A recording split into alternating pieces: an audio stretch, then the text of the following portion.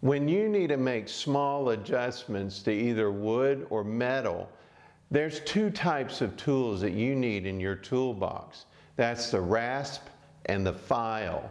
Both of those tools will make small adjustments to make things fit better or to knock off burrs, and will be super handy in your workshop. And that's what this video is about. It's a beginner's education on files and rasps.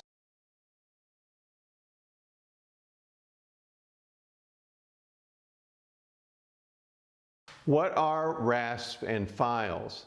Well, they're both tools that are made out of hardened steel, like this one here.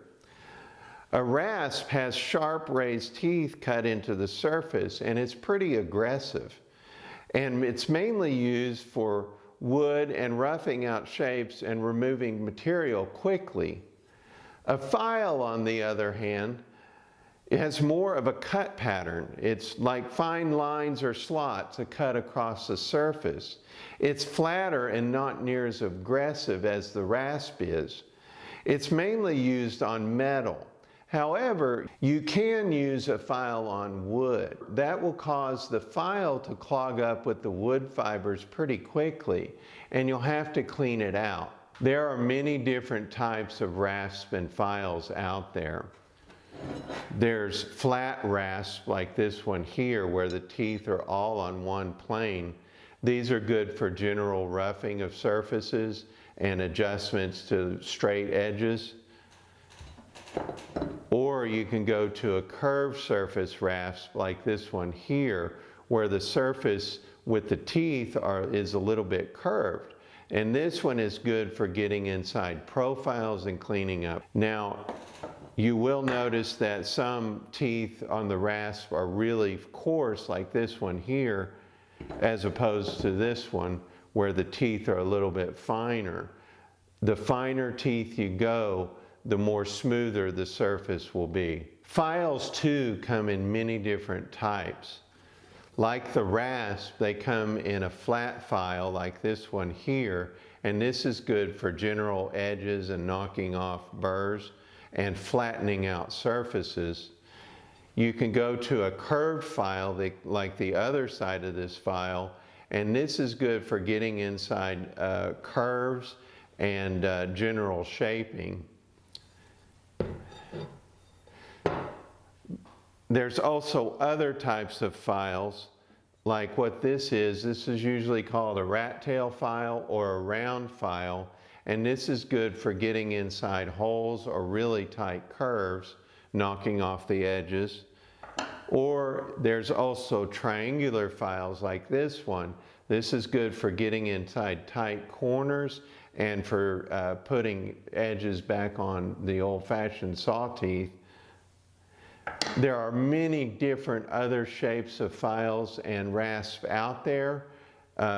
There's many different shapes, many different styles. There's too many to cover basically in this video. So these are kind of the basics to get started with, and any shop will do really well with them. And then you can add on to your collection as you see fit. You know, if you do really intricate carving, you may need like curved files and stuff like that to clean up the carving. As with the rasp, files come in different kinds of coarseness. There are coarser files like this one, and they're good for faster material removal. Then you can go to finer files like this one, and this is good for general light cleanup and less aggressive cutting. So how do you use a rasp or a file? The first thing you need to do is whatever you're going to be cutting on needs to be firmly secured, whether it's clamped to a workbench or in a vise. When you're cutting steel or using a really heavy rasp like this, it's best to put the wood or the steel into a vise. That'll just hold it really securely.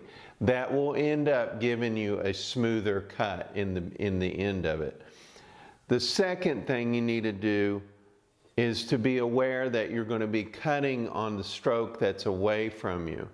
So the teeth will cut when you place it up against the piece of material.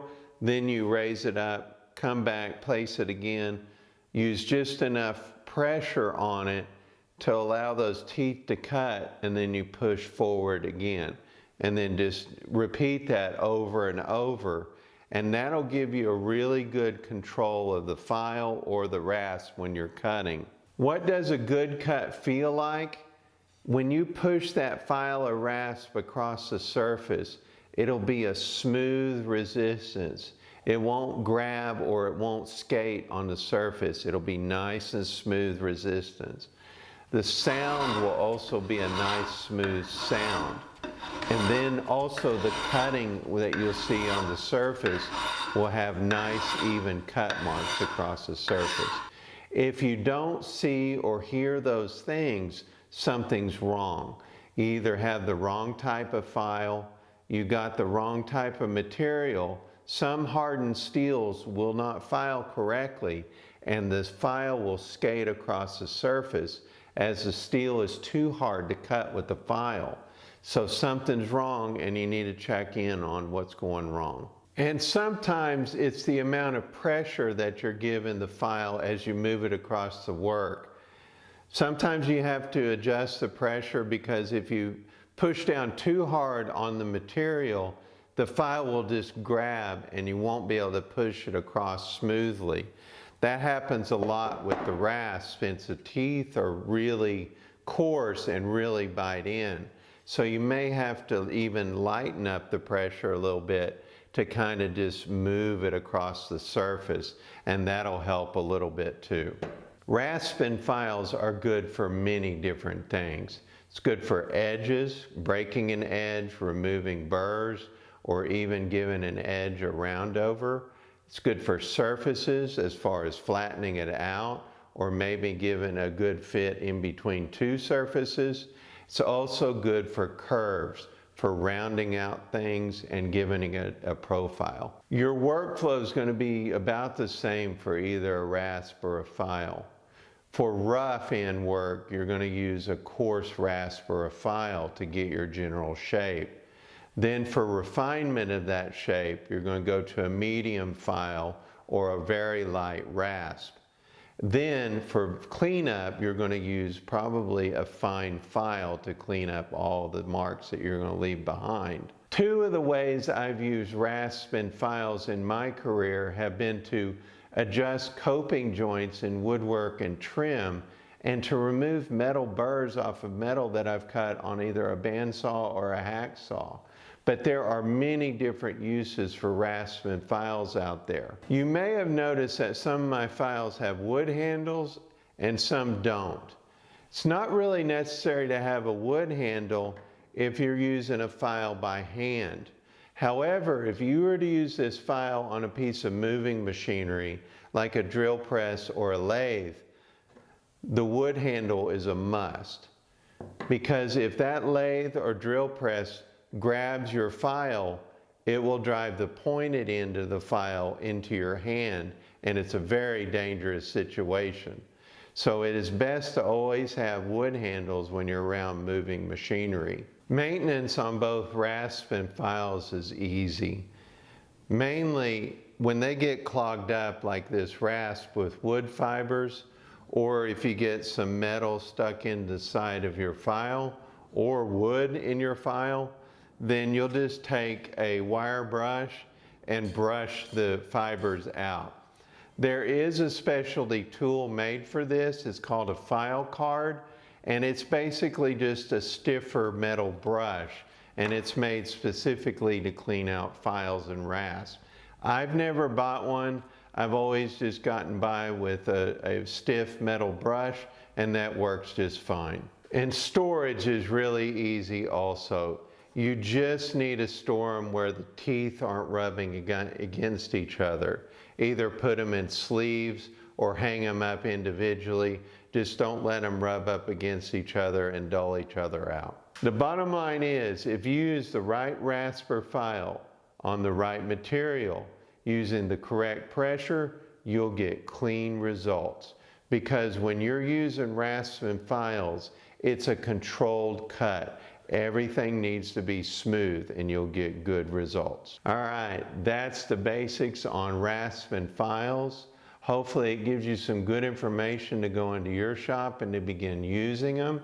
If you're interested, I have a link down below to a field guide that I have on stationary power equipment for the wood shop.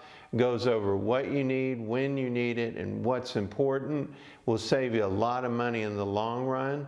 I also have a link down below for my newsletter where I go in depth on certain subjects that I don't go into on videos.